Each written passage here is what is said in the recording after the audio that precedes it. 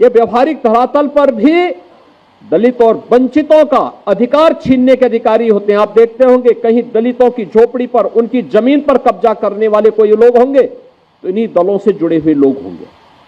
ये सर्वाधिक कब्जा करते हैं। और ठीक बात है कि सरकार का डंडा है, सरकार उनको ठीक भी करती है, दुरुस्त भी करती है कि जिससे वे लोग गरीबों की, वंचितों की जमीनों पर कब्जा न कर सके। लेकिन फिर भी उनके द्वारा किस प्रकार के राग अलापे जाते हैं, हमें आश्चर्य होता है। ये वही राज्य है और ये देश वही देश है जिस देश में वक्फ के नाम पर लाखों एकड़ लैंड कब्जे की गई है और उनके पास कोई कागज नहीं, कोई राजस्व रिकॉर्ड नहीं। और राजस्व रिकॉर्ड नहीं तो सभी को वापस लेने की कार्रवाई, जब इस संशोधन विधेयक संसद में पारित हुआ है और अब इस पर कार्रवाई हो रही है, तो इसके लिए हिंसा भड़काई जा रही है। हिंसा में आपने देखा होगा कब पश्चिमी बंगाल में मुर्शिदाबाद 3 हिंदुओं की निर्मम हत्या हुई, उनके घरों से खींच करके उनकी हत्या हुई। और ये सब कौन है?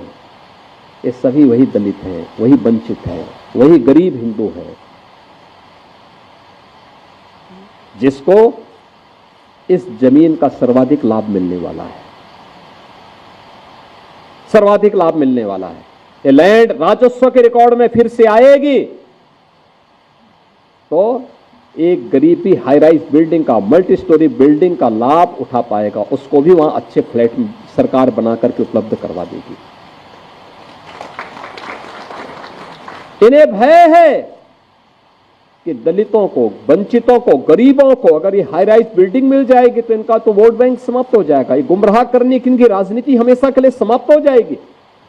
इसलिए लोग हिंसा भड़का रहे हैं, हिंसा का रास्ता अपना रहे हैं। आप देख रहे होंगे सिटीजनशिप अमेंडमेंट एक्ट पारित होने में जिसका लाभ सर्वाधिक पाकिस्तान, बांग्लादेश या अफगानिस्तान में जो वंचित हिंदू था, दलित हिंदू था, उनको भारत की नागरिकता देने का काम, जो किन्हीं कभी भी भारत में आए थे, 5 वर्ष पहले आए थे, उनको जब नागरिकता देने के कार्यक्रम को प्रधानमंत्री मोदी जी ने आगे बढ़ाया, इन्होंने पूरे देश के अंदर आंदोलन शुरू कर दिया, अभियान चालू कर दिया, बड़े बड़े आंदोलन किए, तोड़फोड़ की, आगजनी की।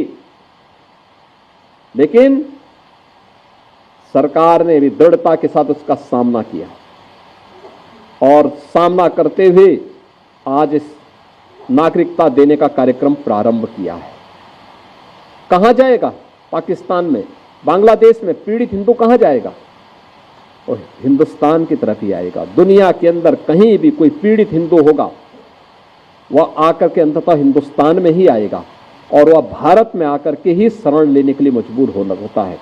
लेकिन कांग्रेस और समाजवादी पार्टी या टीएमसी जैसे दल हमेशा इसमें बाधक रहे हैं और उन लोगों ने उन्हें दोयम दर्जे का नागरिक बनाने का काम किया, शरणार्थी के रूप में रखा। लेकिन भारतीय जनता पार्टी ने उन्हें अपनाया।